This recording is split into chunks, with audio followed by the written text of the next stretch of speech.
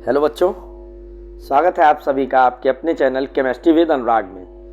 बच्चों, हम लोग ऑर्गेनिक केमिस्ट्री में प्रॉपर्टीज़ ऑफ एल्केन यानी कि एल्केनों के गुण पढ़ रहे थे, जिसमें हम लोगों ने डिस्कस किया था कि सारी प्रॉपर्टीज़ पढ़ चुके हैं। सिर्फ एक प्रॉपर्टी ऑक्सीडेशन यानी कि ऑक्सीकरण पढ़ना बाकी रह गया था। तो आइए आज हम लोग ऑक्सीडेशन समझ लेते हैं कि एल्केन्स कैसे ऑक्सीडाइज होती हैं, कैसे ऑक्सीकृत होती हैं। आपने जान रखा है कि ऑक्सीडेशन मीन्स होता है एडिशन ऑफ ऑक्सीजन एटम, और ऑक्सीडेशन के लिए जो मेन ऑक्सीडाइजिंग एजेंट्स है मैंने बोला था, वो आप चार्ट से देख लेंगे एक शॉर्ट वीडियो से। फिर भी बता दूं कि एल्केलाइन मीडियम में परमैग्नेट आयन जैसे पोटेशियम परमैग्नेट के साथ KOH दे दिया, या फिर एसिडिफाइड मीडियम में अम्लीकृत मीडियम में K2Cr2O7 दे दिया, तो ये बेहतर ऑक्सीकारक होते हैं, ऑक्सीडाइजिंग एजेंट होते हैं। मतलब अगर ये मटेरियल्स दिख रहे हैं तो इसका मतलब है कि जिस भी सब्सटेंस के साथ लिए जाएंगे उसको ऑक्सीडाइज करेंगे। अब बात आती है कि हम एक एल्केन को ऑक्सीडाइज करते हैं तो क्या होता है। तो एक आपको सीक्वेंस जानना है जो कि आपके लिए बहुत ही इंपॉर्टेंट सीक्वेंस होने वाला है। जब हम किसी भी एल्केन को ऑक्सीडाइज करते हैं तो हमको मिलता है बेटा एल्कोहल। एल्कोहल को ऑक्सीडाइज करते हैं तो हमको मिलता है एल्डिहाइड, और एल्डिहाइड को ऑक्सीडाइज करते हैं, एल्डिहाइड को ऑक्सीकृत करते हैं तो हमको मिलता है कार्बोक्सिलिक एसिड।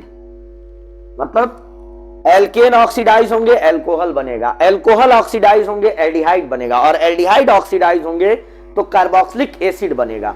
और इसका रिवर्स ट्रेंड होगा रिडक्शन में, यानी कि अगर हम कार्बोक्सिलिक एसिड को रिड्यूस करें तो एल्डिहाइड मिलने वाला है, एल्डिहाइड को रिड्यूस करेंगे तो एल्कोहल मिलेगा, एल्कोहल को रिड्यूस करेंगे तो एल्केन मिलेगी। एक बात अभी गौर करने वाली है, अभी जब आप 12th में पढ़ेंगे इन चीजों को, तो अगर मान लो 2 डिग्री एल्कोहल होता है तो ऑक्सीडेशन के बाद एल्डिहाइड नहीं मिलेगा, तब वहां पे कीटोन मिलता है, और कीटोन के रिडक्शन से एल्कोहल 2 डिग्री मिल जाएगा। ठीक है, तो ये चीज एक स्पेसिफिक बात है बस, बट जनरली 1 डिग्री वाले मामले पर 1 डिग्री पर यही चीज चलती है कि एल्केन ऑक्सीडाइज होगी, एल्कोहल बनाएगी, एल्कोहल ऑक्सीडाइज होके एल्डिहाइड, एल्डिहाइड ऑक्सीडाइज होके कार्बोक्सिलिक एसिड, और रिवर्स क्या है, कार्बोक्सिलिक एसिड रिड्यूस होके अपचयित होके एल्डिहाइड, एल्डिहाइड अपचयित होके एल्कोहल, एल्कोहल अपचयित होके एल्केन। अब आइए इसकी आप स्क्रीनशॉट रखिए, और ये one of the most important reaction है आपके कोर्स की। और देखो ना आप कितने कन्वर्जन कर लोगे, एल्केन से एल्कोहल बना सकते हो, एल्केन से एल्डिहाइड बना सकते हो, एल्केन से कार्बोक्सिलिक एसिड बना सकते हो, एल्कोहल से एल्डिहाइड बना सकते हो, एल्कोहल से कार्बोक्सिलिक एसिड बना सकते हो, एल्डिहाइड से कार्बोक्सिलिक एसिड बना सकते हो। मतलब 4 + 3 + 2, मतलब एटलीस्ट आप जो है 15 के आसपास आप रिएक्शन इजी वे में लिख सकते हो। ठीक है, कैसे लिखेंगे ये हम समझते हैं। चलिए, फॉर एग्जाम्पल हमें मेथेन का ऑक्सीडेशन कराना था, मेथेन CH4। हमने नेसेंट ऑक्सीजन, नवजात ऑक्सीजन जोड़ा इस पर।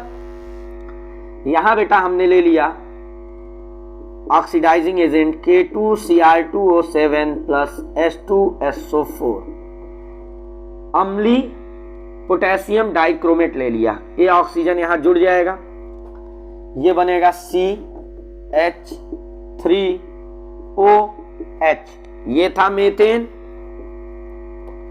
ये बन गया मेथेनॉल, या फिर कह लो मेथिल एल्कोहल। मेथिल एल्कोहल हो गया, एल्केन ऑक्सीडाइज हुई, एल्कोहल बन गया। फिर अगर हम यही चीज रिपीट करते हैं, मतलब अगर हमने फिर से K2Cr2O7 H2SO4 के प्रेजेंस में ऑक्सीजन ऐड किया तो क्या होने वाला, ये ऑक्सीजन दूसरे कार्बन हाइड्रोजन के बीच इंटर कर जाएगा कुछ इस ढंग से, CHOH HOH। ये एक अनस्टेबल मटेरियल है, डायरेक्ट एल्डिहाइड नहीं मिला, अस्थाई मटेरियल बना, अस्थाई। आपको बता दूं कि जब एक कार्बन पे 2 OH ग्रुप्स लगे रहते हैं तो इसको बोला जाता है geminal diol. Geminal diol, diol मतलब 2 OH, जेमिनल टाइप का। और ये अनस्टेबल होता है, जैसे एक ही आदमी 2 बोझ ऐसे पकड़ के खड़ा हो गया तो थक जाएगा, पसीना निकलने लगेगा, है ना। तो उसमें क्या होगा, ये H2O निकल जाता। और अगर 2 अलग अलग कार्बन पे जब OH होते हैं, अल्फा बीटा या 1,2 डाइऑल, तो इसको बोलते हैं विसिनल डाइऑल। ये आप जानते रहेंगे। एक ही कार्बन पे 2 OH ग्रुप, जेमिनल डाइऑल, ये अनस्टेबल होगा, अस्थाई होता है। और ये अगर 2 अलग अलग कार्बन पे OH लगे हुए हैं तो ये बोला जाता है विसिनल डाइऑल। जेमिनल डाइऑल जो कि यहां पे बना है, इसमें से H2O निकलना ही निकलना है, अनस्टेबल है। तो ये एल्केन ने ऑक्सीडेशन के बाद एल्कोहल दिया, एल्कोहल ऑक्सीडाइज होके एल्डिहाइड डायरेक्ट नहीं बना रहा है, एक अनस्टेबल मटेरियल बनता है। यहां से H और ये OH चले गए, H2O निकल गया और क्या बना, HCH डबल बॉन्ड O, जिसको आप, ये मेथेनॉल था, ये मेथेनल हो गया, मेथेनल, या इसको बोलते हो आप फॉर्मेल्डिहाइड, फॉर्मेल्डिहाइड। ये एल्डिहाइड हो गया। एल्केन से एल्कोहल, एल्कोहल से एल्डिहाइड, फिर इसको ऑक्सीडाइज कराओ। ऑक्सीडाइज कराना है तो क्या करेंगे, K2Cr2O7 H2SO4 के प्रेजेंस में हमने ऑक्सीजन ऐड किया, ये ऑक्सीजन इस हाइड्रोजन पे ऐड हो जाएगा, मिलेगा HCOOH, जिसको हम बोलते हैं, ये मेथेनल है, ये बन गया मेथेनोइक एसिड या सिंपली फॉर्मिक एसिड। तो ये आप मेथेन के ऑक्सीडेशन को देख सकते हो, इस ढंग से मेथेन का ऑक्सीडेशन होता है। इसीलिए हमने ऑक्सीडेशन को अलग रखा, क्योंकि ये अपने आप में एक मेजर टॉपिक है। तो इसका आप स्क्रीनशॉट ले लीजिए।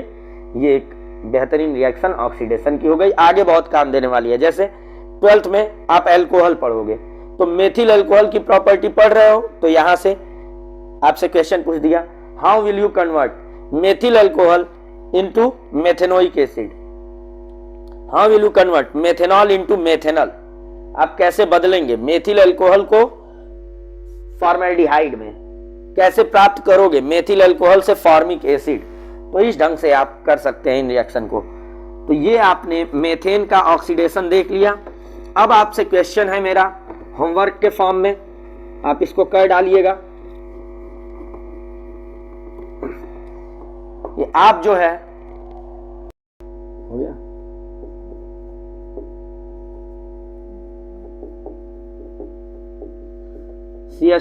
C2H5OH कैसे बनाएंगे आप C2H6 से। अब एथेन से how will you convert, question है how will you convert ethane into ethanol. ये तो पहला क्वेश्चन हो गया। दूसरा ये how will you convert ethane into ethanal, ethanal यानी कि एसिटल्डिहाइड।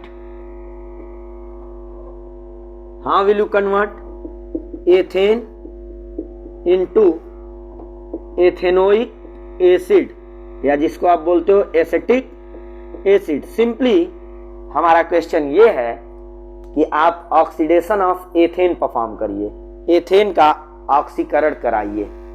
ठीक है, तो ये एल्केन की प्रॉपर्टीज खत्म हुई। एल्केन्स के क्या यूजेस होते हैं आप किसी भी टेक्स्ट बुक से समझ सकते हो।